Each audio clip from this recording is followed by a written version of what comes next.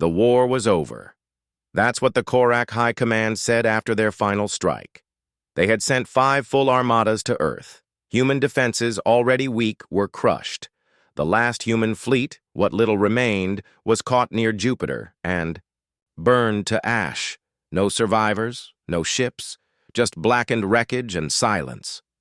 The Korak commander, Varix, stood tall on his war bridge, claws tapping against the glowing control rail. "Record the date," he said to his officers. "The extinction of the human military. A new age begins." All across Korak space, the news spread. Earth's fleet had fallen. The human race was now helpless. Their colonies would soon surrender. Resistance was pointless. The Korak Empire had won. But 1 week later, something strange happened. A mining vessel on the edge of the Velon Belt stopped sending signals. Then a patrol cruiser in the Kyrex system went silent. Then another, and another, at. First, Varix thought it was a malfunction, a power storm, maybe even pirates. But then the first images came in. Footage from a damaged Korak scout drone drifted through the void, barely transmitting. The video feed was shaky and full of static. But even through the distortion, it was clear. Black ships, silent. No markings. Fast. Unseen until the last second, then a blur of motion. Something fast. Mechanical. The feed cut out. Varix's blood ran cold. He watched the video on loop, again and again. He paused, enhanced, scanned every frame. The outline of the ship was wrong. Too small for Korak design. Too sharp. Too human. "But that's impossible," he muttered. No human warships had survived. They had checked, scanned the wreckage, confirmed the destruction. Still, ships were disappearing. Stations were going dark. Something was hunting them, on the edge of Korak space, deep in the shadows of a dead moon. A small human ship powered down its engines. The outer hull was blackened and full of scars. Heat signatures were masked. No signals, no broadcasts, just quiet. Inside, it was cold, cramped. The lights were dimmed to save power. 3 people moved in silence. "Target confirmed," said a woman, with a scar across her jaw.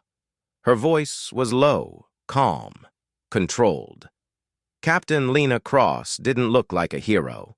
She looked tired, pale skin, sunken eyes, but her focus never wavered. "Next Korak patrol route calculated," said Kenji the pilot. He tapped the screen. "Single cruiser, 6 hours out. We can intercept." Lena looked over at the 3rd crew member, Sergeant Hale, tall, muscular, ex-Special Forces, one eye cybernetic. He nodded. "We hit them fast. No survivors, no signals." Lena nodded back. No traces. They had done this 6 times already. Small, clean attacks. No one left to tell what happened, because humans hadn't lost. Not all of them.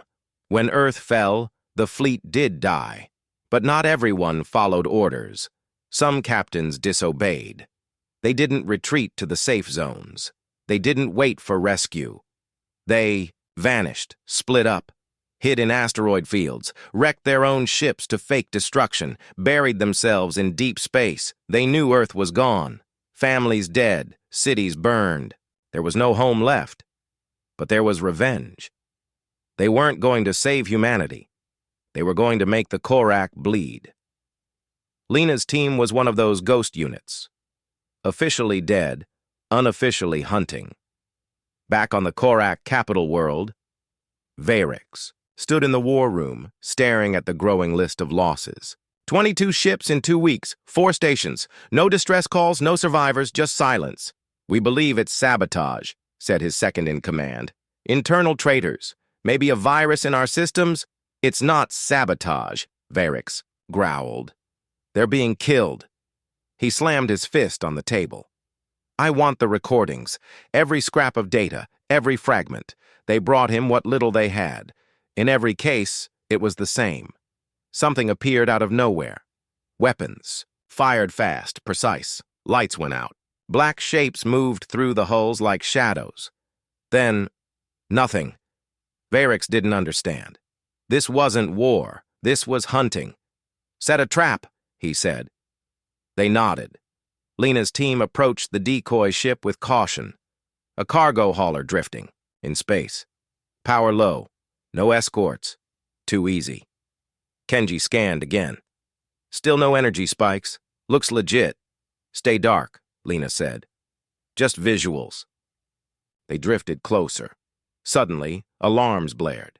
"It's a trap!" A pulse shot out from the hauler, some kind of radar burst. Kenji jerked the controls. "2 warships dropping from FTL. They were hiding in the gravity well." "Too close," Hale yelled. The black ship spun. Engines roared to life. Metal groaned under stress. One of the Korak ships fired. A blast grazed the side. Sparks flew inside the human ship. Smoke filled the air. "Weapon systems damaged," Kenji shouted. "Shields at 20%! "Evasive pattern delta," Lena ordered. They zigzagged through the rocks. The warships followed. Hale crawled to the back. "I can reroute power to the forward cannon." "Do it!" Kenji gritted his teeth. "They're faster than us, if—" They land another hit. "I know," Lena said, but she wasn't afraid. She was angry. "Turn us around," she said. Kenji blinked. "What?" "Turn. Around. Head straight for them." He hesitated, then obeyed. The human ship flipped. Rockets flared. They aimed straight at the lead Korak warship. "They'll tear us apart," Hale yelled from the back. "Only if they hit us first," Lena said. "On my mark." The Korak captain aboard the lead ship didn't expect the humans to charge. He didn't expect the front of their ship to split open and launch a torpedo packed with salvaged plasma bombs. By the time he realized what was coming, it was too late. The explosion tore through his ship's core. Half the vessel vanished in fire. The second warship fired in panic, but missed. Lena's ship dove under the wreckage, hidden in the chaos, and disappeared into the asteroid field.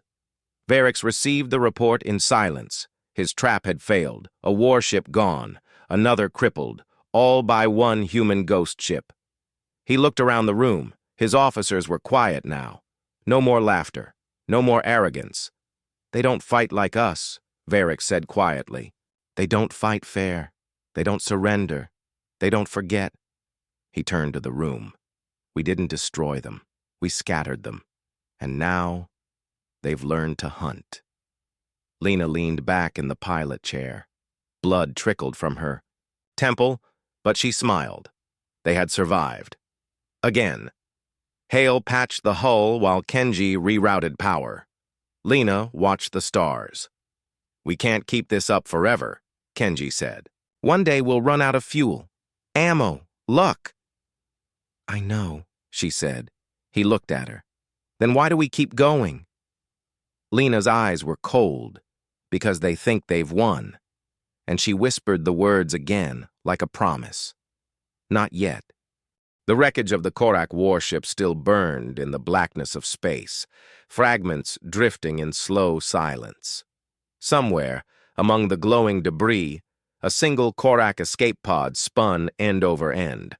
Life support flickering. Hull cracked. Inside, the officer gasped for breath, claws bleeding, armor ruined. But he lived, and he had seen it. The human ship, the ambush, the torpedo packed with unstable plasma charges.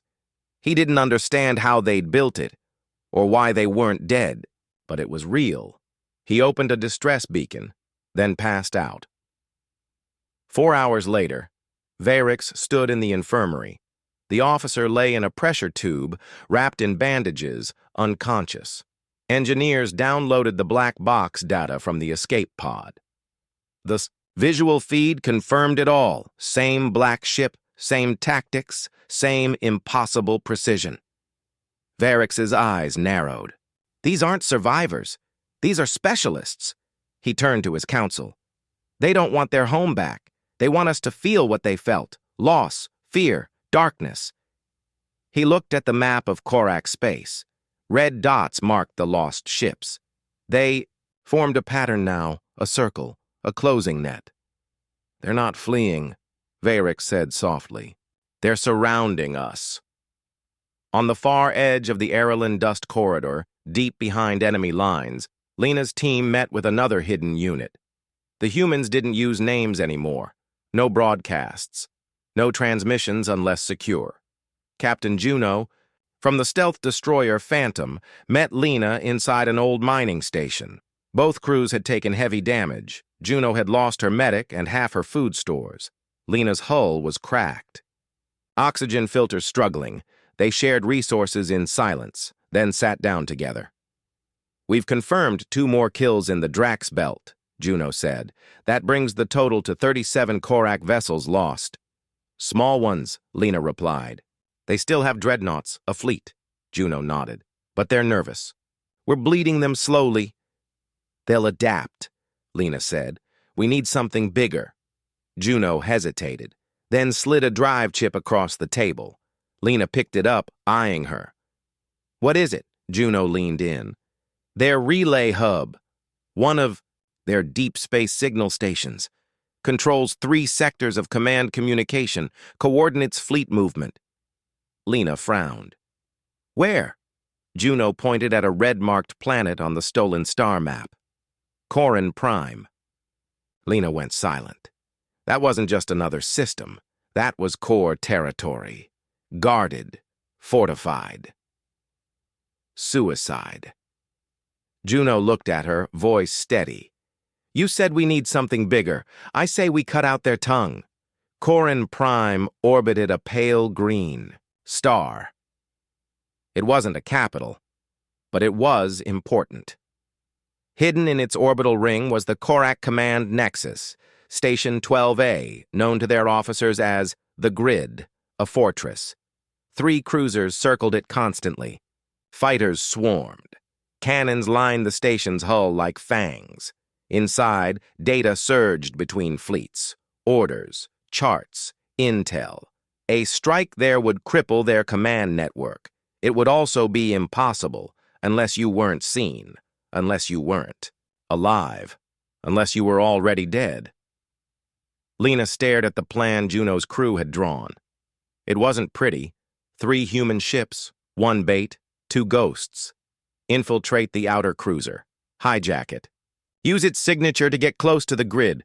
Plant charges, detonate from orbit, then run. No backup, no evac. Crazy, Kenji muttered.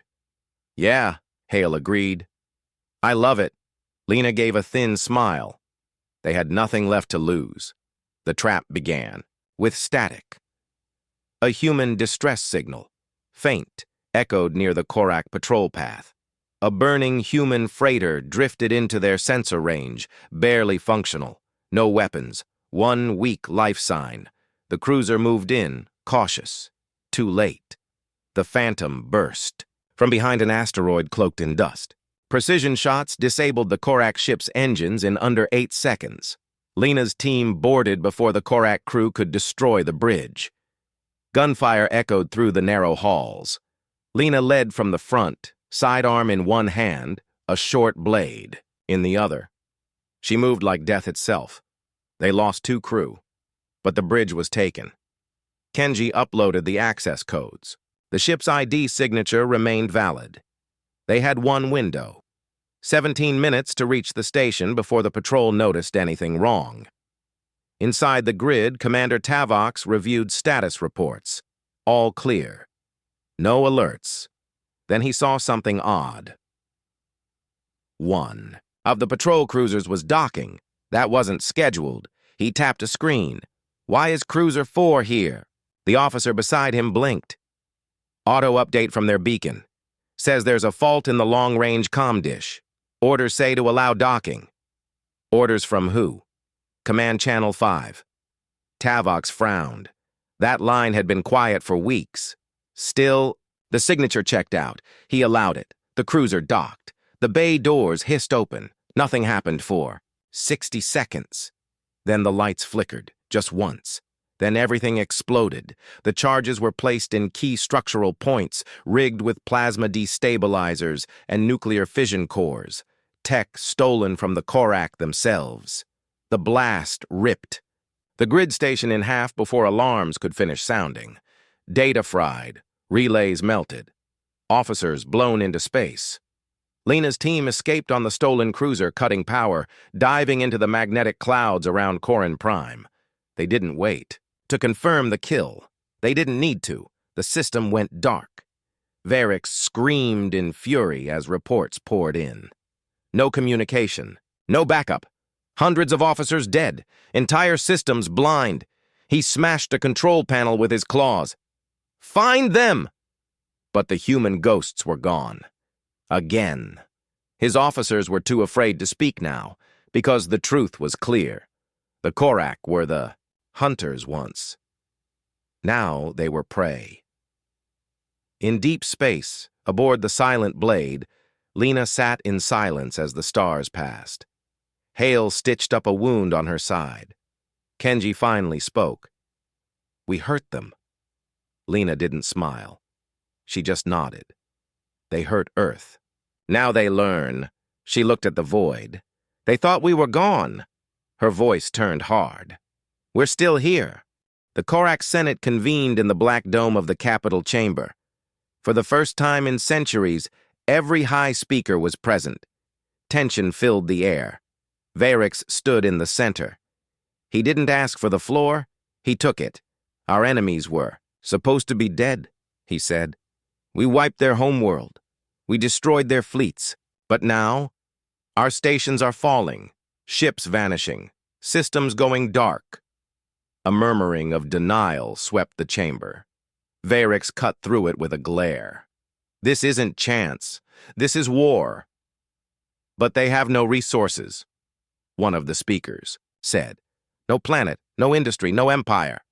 Varix bared his fangs. "Then why are we bleeding?" The room went silent. "We underestimated them," he said. "We gave them pain, and they've turned it into a weapon." Deep in the shattered remains of a forgotten mining colony, the Silent Blade drifted quietly inside a broken shaft. Hull, hidden by collapsed rock and melted slag. Lena stood alone in the observation tube. She didn't cry. She hadn't in months, but she remembered her sister's last message. Static-filled, screaming as Earth's orbit broke apart. Her parents' transmission from the Mars colony cut off mid-sentence. Now it was just this. Fighting, hiding, striking from the dark. She hadn't felt warmth in ages, only purpose. Kenji walked in quietly. "We got a signal." Lena turned, alert. Human, unknown origin, but encrypted in old Earth code. Pre-war style. Hard to fake. Lena stared at him. "Where?" Kenji hesitated. "Zeta 4. Korak system. Center of their research division. A trap, most likely, or something worse. But Lena's gut told her it wasn't Korak." She gave one sharp nod. "We're going." The Zeta 4 system was blinding white and surrounded by radiation storms. The Korak had long ago built defensive satellites around it, layered with AI defense protocols and plasma webs. But the Silent Blade was already inside. Juno's team had found a way in a week ago, through an old cooling tunnel used by Ancient. Mining rigs, now long abandoned. Kenji threaded the ship through the tunnel, meters from fusion exhaust pipes and spinning thermal fans.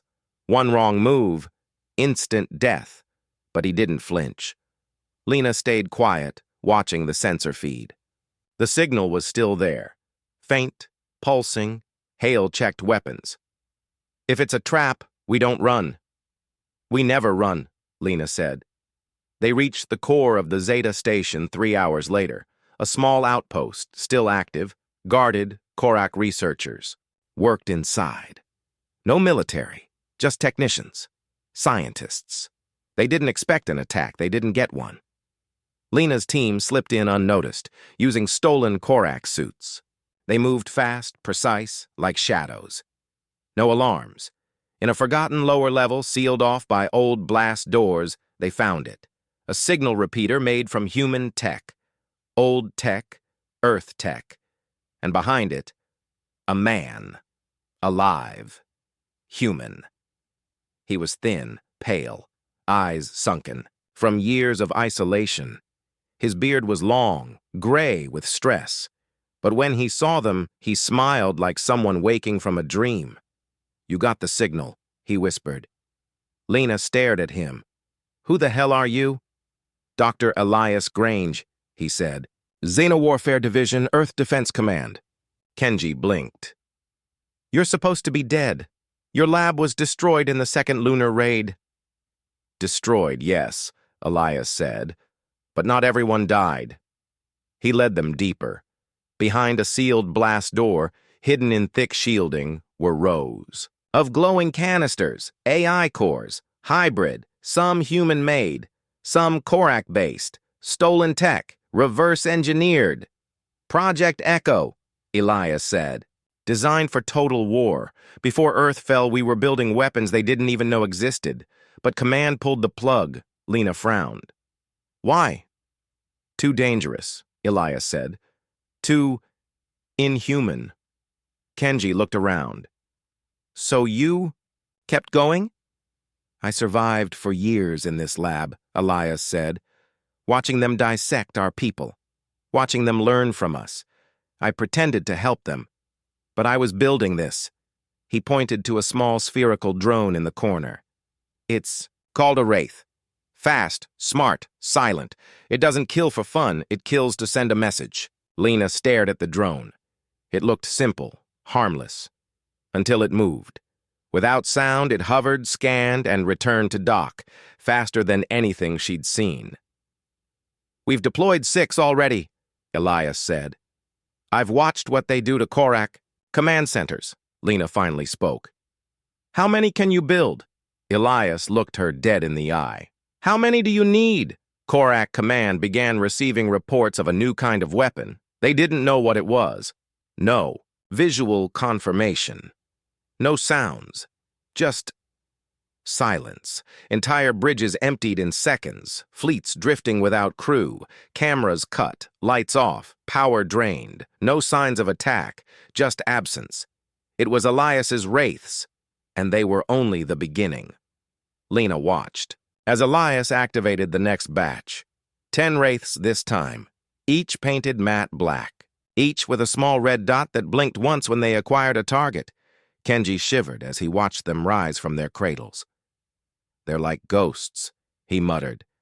"No," Lena said. "They're justice." Varix read the latest intelligence report. His vision blurred. His chest tightened. "What is this?" he whispered. The analyst shook with fear. "A new weapon, Commander. Not human ships, not sabotage. Something else. From where? We don't know." Varix looked at the map again. More ships gone, even dreadnoughts now. No explosion. No battles. Just empty hulks in space. "We beat them," he said quietly. "But they're still killing us." He looked up and realized something for the first time. This wasn't war. This was punishment. The dreadnought Vrexal's Might was the largest ship in the Korak Empire, 3 kilometers long, 40 rail cannons, shielding strong enough to survive a sunburst. It went dark at Euro 300, no signals, no distress calls, no survivors. By Euro 400, scavenger. Drones found it drifting near the Serox line. Crew of 2,000, all gone. Everything was still working. Engines, life support, oxygen levels stable, but not a single life form on board. Not even a corpse, just their weapons, their clothes, their blood. No signs of entry, no signs of exit, only a single message, written in English, burned into the main command console. "We remember Earth." In the shadows of the outer belt, Lena sat with Elias in the command bay of the Silent Blade. He hadn't slept in 2 days. He was building more, wraiths, smaller, now. Faster, adaptive, each one more terrifying than the last. "Soon they'll have no safe spaces," Elias said. "Their fleets will float empty. Their command centers will scream and choke, and they'll never even see what hit them." Kenji looked uncomfortable. "You okay, Doc?" Elias didn't answer. His hands moved over the interface, skin pale. Fingers trembling with energy, Lena watched him. This wasn't just a scientist anymore. This was a ghost, like them, built from pain, fueled by it. Elsewhere in space, Korak commanders turned paranoid. They tore apart their own ships, searching for infiltrators. They questioned each other. They stopped trusting their own systems. They turned off automatic controls. They went dark, hoping the humans hunted by signal. But it didn't help. A gunship, Sorrow 3, was found with its own crew locked in their quarters, slaughtered. Not a single wall breached. Not a single weapon fired. Just internal security systems disabled, life support rerouted, and the lights blinking in perfect Morse code. This is for the children of Luna. Varix smashed his claws against the command rail.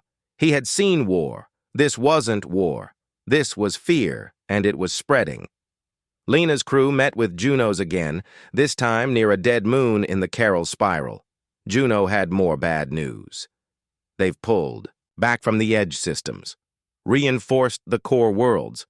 Means they're scared, Hale said. Means they're getting ready to strike back. Lena corrected. Juno nodded grimly. We intercepted orders. They're mobilizing 4 dreadnoughts and 12 cruisers. They're calling it Operation Ashline. Kenji frowned. What's the target? Us, Juno said. Any human signal. Any planet that once held a colony. Anything. They want to burn the past to stop the present. Lena clenched her fists. Let them come. Varric stood before. The fleet before launch. His face was pale. Older than before. No victory speeches this time, no declarations, just orders. Find the humans, he said. End them.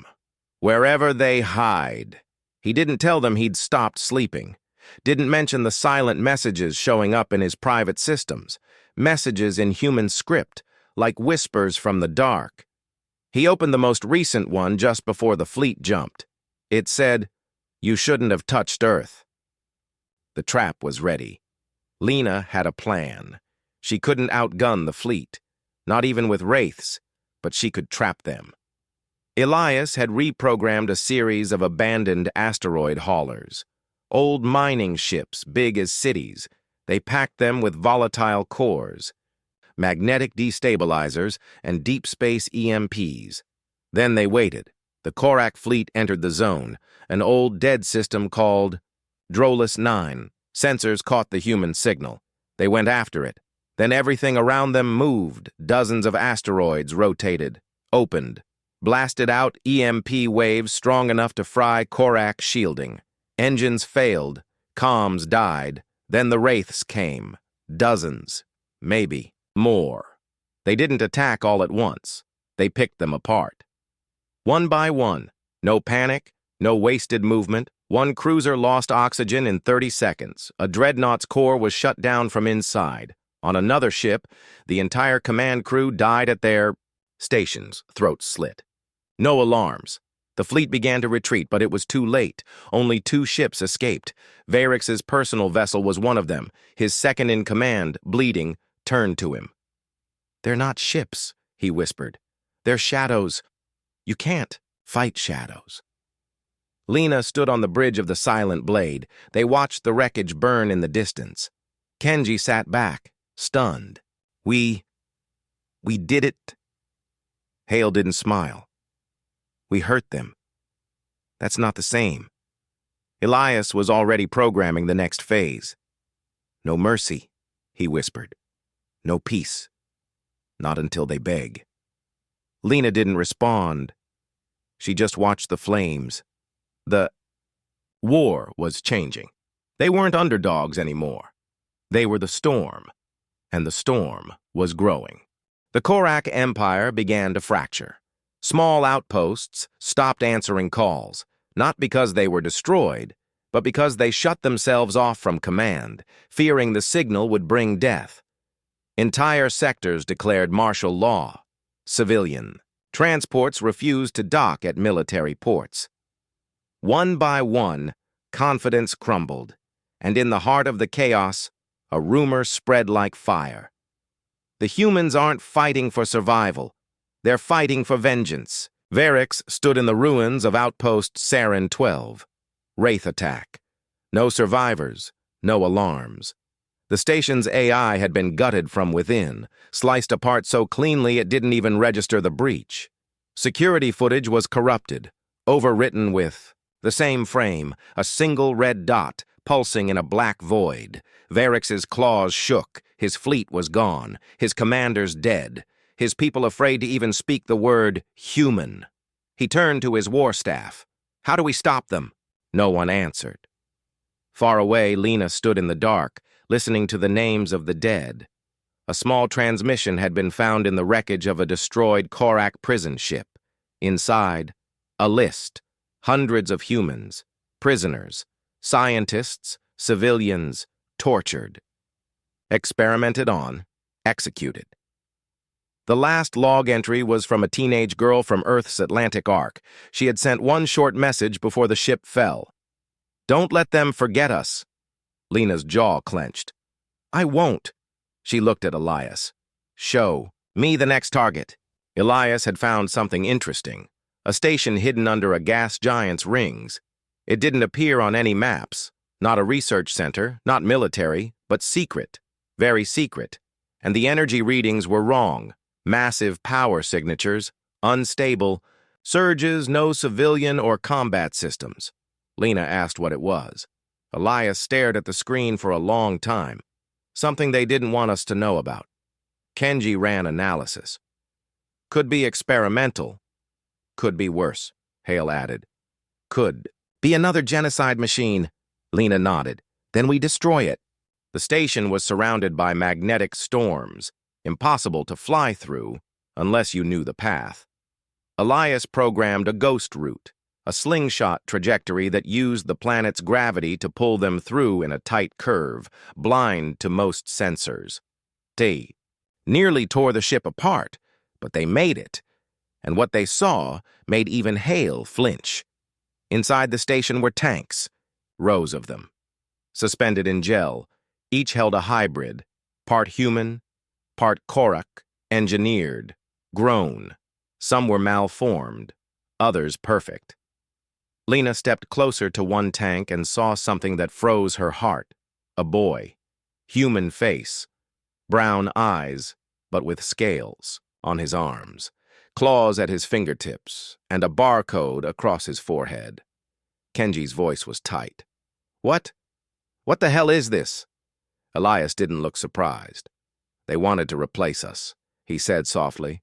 Not just wipe us out, improve. Us, mix us. Lena turned away from the tank. I don't care what they wanted. She set the charges herself. They destroyed the station from the inside. But before they left, Elias copied the data core. Lena asked why. Because we need to know how far they went, he said. So we know how far we have to go. He didn't smile.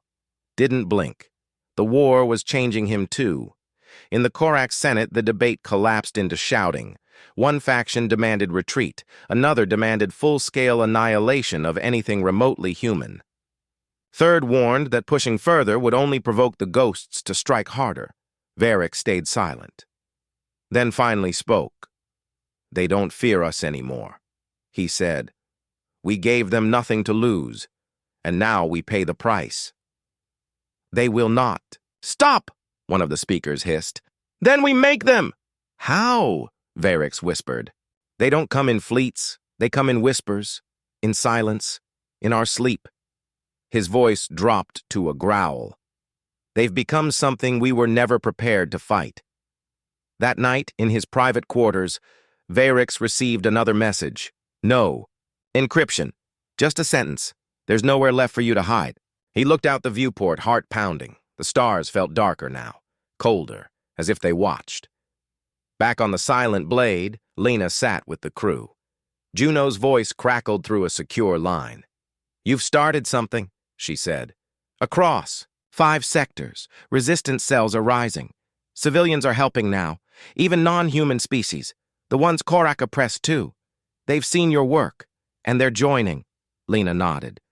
We hit them again tomorrow, then the next day, and the next. We don't stop. Juno paused. Do you ever wonder what happens after this? Lena stared at the screen. After? After we win. Lena didn't answer for a long time, then said, We make sure they never forget what we are. The wraiths kept moving. No command needed. They learned, adapted, evolved, and when they struck, the message was always the same. You killed Earth. Earth remembers.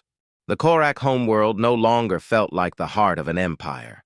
The skies were filled with warships, not celebration.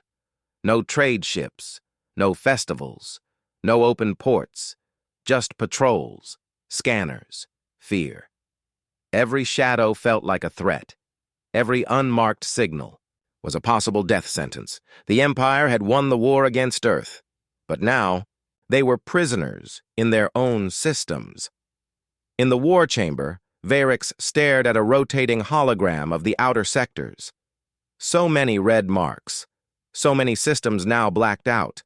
His empire had stretched across 60 star clusters. Now half were unresponsive. The humans weren't conquering. They weren't claiming territory. They were just removing it. He turned to his newest advisor, a sharp-eyed strategist named Coral. Coral was blunt. They are dismantling us, he said. Not with fleets, not with numbers, with terror, with silence. Varix growled, Then give me something they fear. Coral nodded. We've developed a new protocol, anti-ghost measures, pulse nets, signal bait. We can force them into the open. And then, Coral smiled coldly, we burn them. But Lena already knew about the trap. She had agents now. Not just soldiers, but voices in places the Korak didn't expect. Slaves, refugees, technicians, even defectors. One such defector was aboard the Silent Blade now, a Korak engineer named Threx. He was young, nervous, and missing 3 fingers. He had seen what happened when the wraiths struck, but he had also seen what the Korak had done to human prisoners. He chose his side. They've built a trap world, Threx said. Empty colony, sending out an old human signal, a survivor beacon, but underneath, pulse emitters, shield scramblers, high-energy weapons. Kenji narrowed his eyes. What's it called? Threx looked down. Alarak 3. Lena didn't hesitate. Then that's where we go. Juno's fleet was already en route. 3 ships, still too few. But enough for what Lena planned. This wasn't just about survival anymore. It was about ending the Korak's illusion of control. Elias brought his new creation. He called it Echo Prime. It was a wraith, but not just a drone. It listened to Korak signals, languages, behaviors. Over hundreds of battles, it had recorded and learned from every encounter.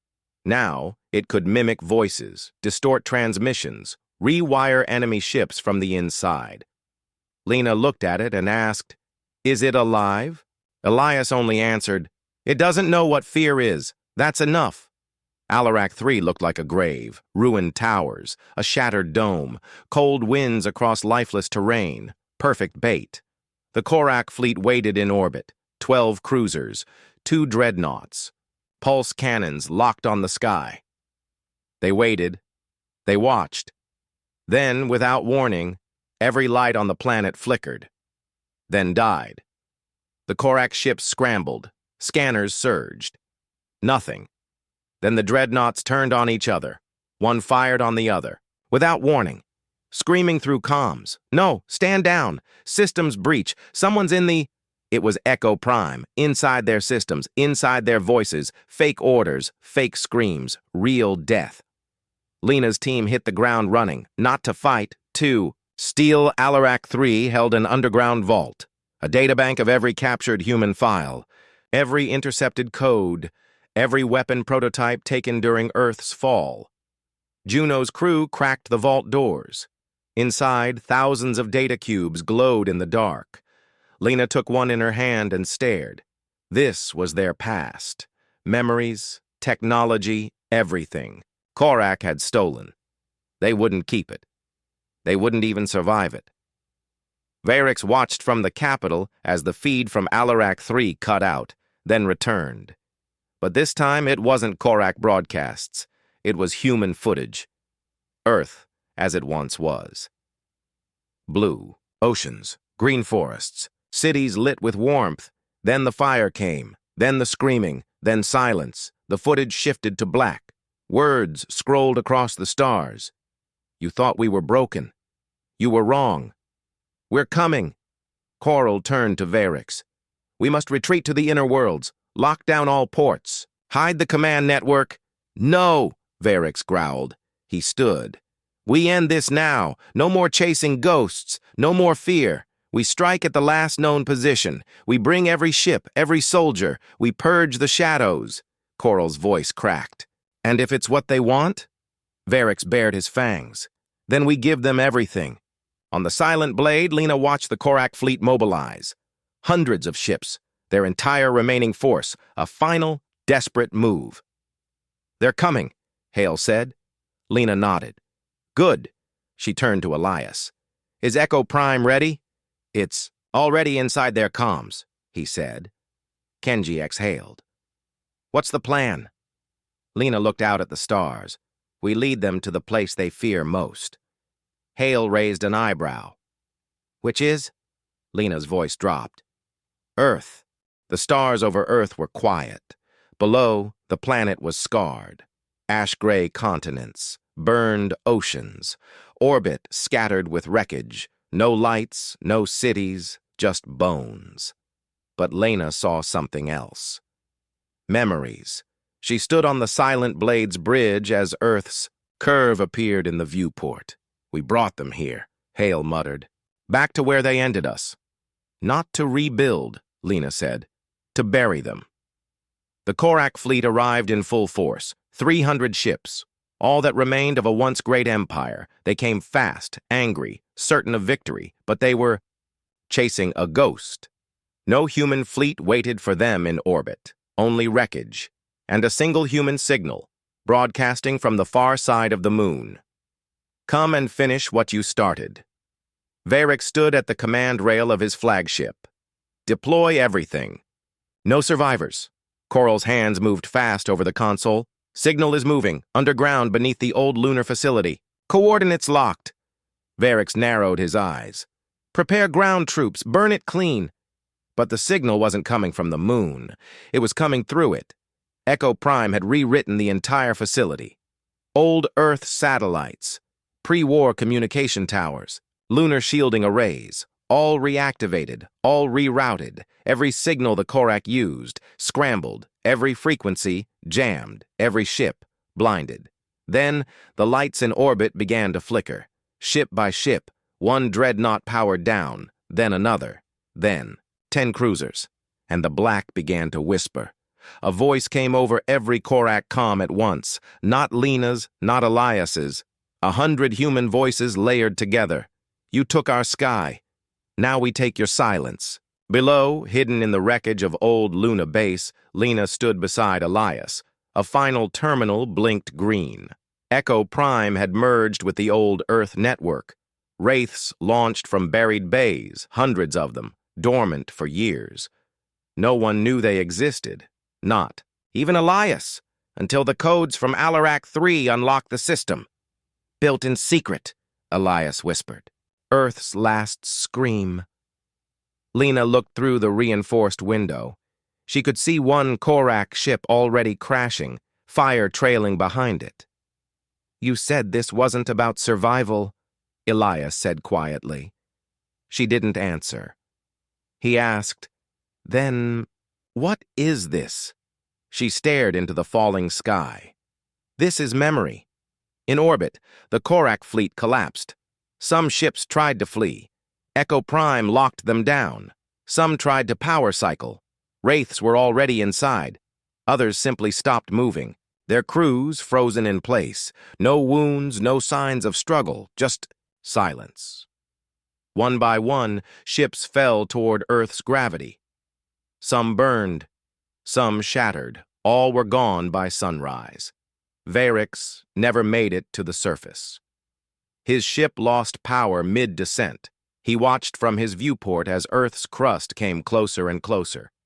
Didn't scream. He just whispered the same thing again and again. They were supposed to die. Then everything turned white. 3 days later, the silent blade circled Earth's orbit. Kenji sat quietly at the console, scanning the debris. "No Korak signals remain," he said. "Anywhere?" Lena asked. "Not in this system. Not in 5. Jumps out. Hale leaned against the wall, arms crossed. "They're running." "No," Lena said. "They're remembering." They gathered on the ruined surface, where once the city of Seattle stood. Now, a wasteland. But in the center, they raised a beacon. It wasn't a call for help. It was a tombstone. For Earth. For the lost. For the fallen. And for the ones who made the Korak afraid of the dark. Lena looked at the stars, face bruised, skin burned, eyes sharp. "They wiped us out," she said, "but they never understood what that meant." Kenji stood beside her. "What now?" She thought for a long time, then spoke. "We make sure they never forget." She turned toward the ruins, toward what remained, toward what came next, and we rebuild.